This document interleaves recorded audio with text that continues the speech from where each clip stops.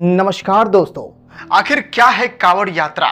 क्यों हर साल कांवड़िया सावन के महीने में गंगा जल लेने निकल पड़ते हैं और इस पर कैसा विवाद हमारे देश में चल रहा है? इन सभी सवालों के जवाब जानने की कोशिश करेंगे इस वीडियो में, तो वीडियो में लास्ट तक बने रहे।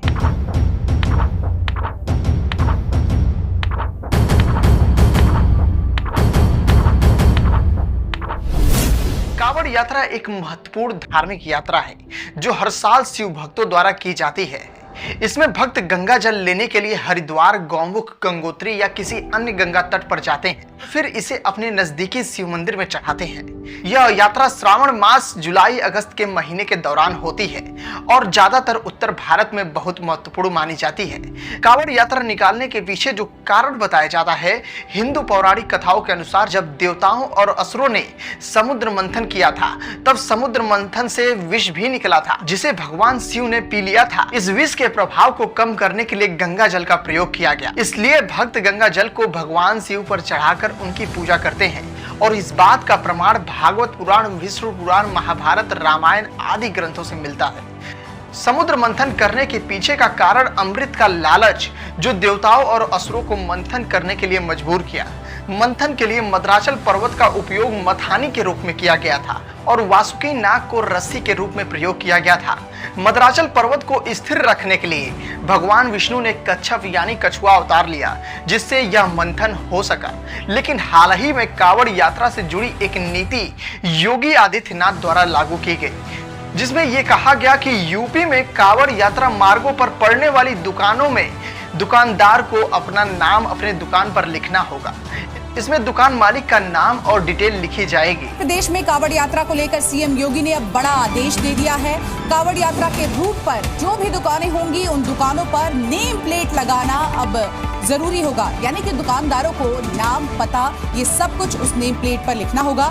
सीएम योगी ने ये फैसला कांवड़ यात्रियों की आस्था की पवित्रता बनाए रखने के लिए लिया है। लेकिन सोशल मीडिया पर एक तरफ इस आदेश की तारीफ की जा रही है, वहीं दूसरी तरफ लोग इस नीति का विरोध भी कर रहे हैं। मोहम्मद हादी टी स्टॉल, यहाँ मिलता क्या है? Special gobi pakora, special pakori, special paneer pakora, special bread pakora, और उसके अलावा जाहिर है टी स्टॉल है तो चाय मिलती होगी। और आप हैं मोहम्मद हादी साहब, और खास बात यह है कि ये जो मोहम्मद हादी टी स्टॉल है, इसका नाम 48 घंटे पहले था। क्या नाम था?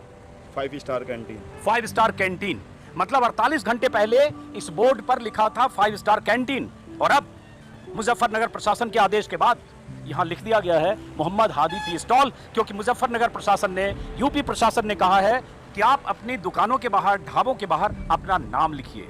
अपना नाम लिखिए ताकि आपकी पहचान पता चले, आपकी पहचान पता चले ताकि पता चले कि ये ढाबा चलाने वाला हिंदू है या मुस्लिम। जाहिर है मकसद ये जानना है और इस सड़क मार्ग से गुजरने वाले कांवड़ियों को ये बताना है कि ये मुसलमान की दुकान है। साल हो गई जी, संगम शुद्ध भोजनालय के नाम से चल रहा था। तो अब आपने नाम चेंज किया है? ये प्रशासन का आदेश हुए कि कांवड़ यात्रा चल रही है, इसलिए अपना नाम जो है अपने नाम से बोर्ड लगाए। तो अब क्या नाम कर दिया? सलीम शुद्ध शाकाहारी भोजनालय। तो जो आदेश है इसको कैसे देखते हैं आप लोग? हम तो से मानते हैं, जैसे आदेश होंगे प्रशासन के वैसे माना जाएगा। अच्छा, हिंदू या मुसलमान का ढाबा हो तो कोई आपको फर्क है जी। क्या? हिंदू के ढाबे पे खाना खाएंगे, मुसलमानों वाले में गड़बड़ रहता है? हाँ, मुसलमानों के ढाबे में? मुसलमान के ढाबे में खाना नहीं खाएंगे। नहीं खाते आप? नहीं खाते। अच्छा, आपको कैसे पता चले कि ये हिंदू का है कि मुसलमान? पता नहीं, मालूम करते हैं, जैसे भी है आसपास में जो वहाँ भोले बैठे रहते हैं उनसे मालूम करते हैं। तो क्या आप मालूम ये करते हो कि शाकाहारी है, कि ये मालूम करते हो कि हिंदू का है कि मुसलमान का? हमें तो शाकाहारी चाहिए। अगर मुसलमान का शाकाहारी है तो वहाँ नहीं, वहाँ तो खाएंगे नहीं। मुसलमान का तो कोई मैटर ही नहीं है इसमें। कुछ लोगों का कहना है कि सरकार विभाजनकारी नीति लाई है। यह सरकार दो पंथों में द्वेष का भाव पैदा कर रही है। वहीं अखिलेश यादव ने भी एक सवाल खड़ा किया कि जिसका नाम गुड्डू, मुन्ना, छोटू या फतेह है, उसके नाम से क्या पता चलेगा? सरकार का कहना है कि कांवड़ यात्रियों की सुरक्षा बनाए रखने के लिए यह फैसला लिया गया है। इसके अलावा हलाल सर्टिफिकेशन वाले प्रोडक्ट बेचने वालों पर भी कार्यवाही होगी। यूपी के बाद उत्तराखंड के हरिद्वार में भी यह आदेश लागू कर दिया गया है। सरकार के इस आदेश के खिलाफ एनडीए के 3 सहयोगी दल खुलकर सामने आ गए हैं। आरएलडी ने एक तरफ इसको गलत परंपरा बताया तो लोजपा अध्यक्ष चिराग पासवान ने फैसले का समर्थन करने से इनकार किया। वहीं जेडीयू का कहना है कि यूपी सरकार को अपने फैसले पर फिर से विचार करना चाहिए। देखिए, ऐसा है कि लोकतंत्र में तो गांधी जी, चौधरी चरण सिंह जी और बड़े बड़े जितने भी महापुरुष हैं, सबने धर्म और जाति को पीछे रखने की बात की है। अब ये राजनीति में धर्म जाति को आगे चल के नेता लोग उसको आगे ले जा रहे हैं। अब मैं तो समझता हूँ कि जिस तरह नाम लिखने की मुजफ्फरनगर प्रशासन ने जो कार्रवाई की है, ये कोई बहुत उचित बात नहीं है। नहीं, इससे बड़ी कांवड़ यात्रा बिहार में निकलती है, वहाँ इस तरह का कोई आदेश नहीं है। मैं 21वीं सदी का शिक्षित युवा हूं और मेरी लड़ाई जातिवाद और सांप्रदायिकता के खिलाफ है। मैं अपने राज्य के पिछड़ेपन के लिए इसी कारणों को जिम्मेदार मानता हूं। जहां कहीं भी जाति और धर्म के आधार पर विभाजन है, मैं ना तो उसका समर्थन करूंगा और ना ही उसे बढ़ावा दूंगा। और मुझे नहीं लगता कि मेरी उम्र के किसी अन्य शिक्षित युवा के लिए ऐसी चीजें मायने रखती है, चाहे वो किसी भी जाति या धर्म से संबंधित हो।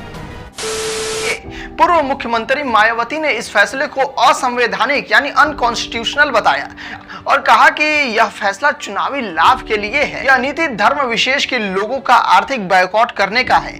वहीं प्रियंका गांधी ने इस फैसले को लोकतंत्र पर हमला बताया, जबकि ऑल इंडिया मुस्लिम जमात ने सरकार के फैसले का समर्थन किया। और इतना ही नहीं, बताया जा रहा है कि यूपी में मुजफ्फरनगर पुलिस ने सबसे पहले दुकानों के बाहर दुकानदारों को अपना नाम लिखने का आदेश दिया था।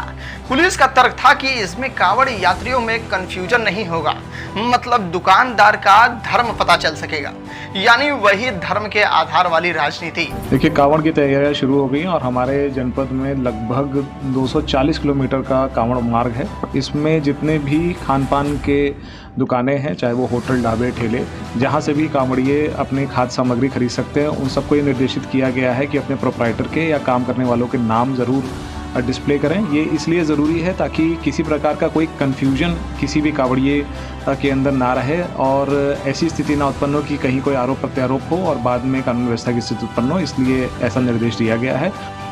बीजेपी को यह समझ लेना चाहिए कि धर्म के आधार पर की गई राजनीति की नींव बड़ी कमजोर होती है, क्योंकि जब समाज में लोगों के मन में जब क्रांति का विचार आता है तो सब कुछ समाप्त हो जाता है। एग्जाम्पल के लिए अयोध्या है, फिर भी लोग अपनी राजनीति को धर्म से जोड़ रहे हैं। इस साल कांवड़ यात्रा 22 जुलाई से शुरू हो रही है, जो 19 अगस्त तक चलेगी। यूपी में हर साल 4 करोड़ से ज्यादा कांवरिया हरिद्वार से जल उठाते हैं। इनकी सुरक्षा करना ठीक है, लेकिन इनकी सुरक्षा की आड़ में राजनीति करना ठीक नहीं होगा। पर हाल ही में इसी के साथ ऐसे भी वीडियो सामने आए हैं जिसमें दिखाया गया है कि मुस्लिम पोशाक पहना हुआ व्यक्ति सब्जियों को नाले से निकालकर बेचने को रख रहा है, वहीं एक तरफ एक व्यक्ति फलों को जीभ से चाट कर रख रहा है।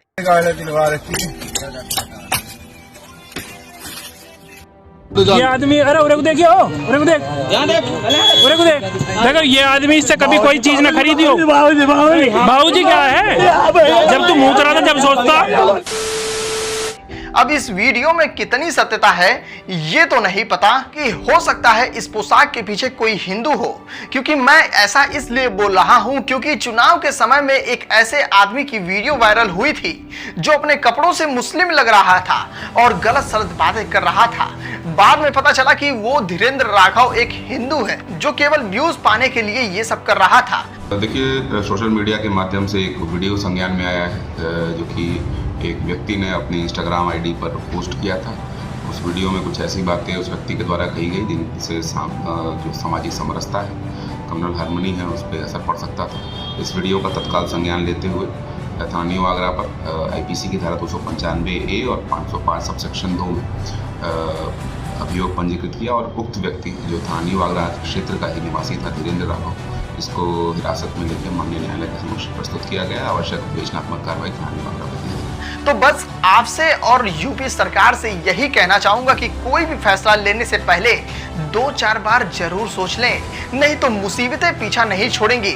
बाकी जिसकी भैंस उसी की लाठी, यानी आपकी सरकार है, जो मन में आए कर दे रहे हैं, लेकिन इसका नतीजा जो सामने आएगा उसके लिए योगी जी आपको भी तैयार रहना होगा। धन्यवाद।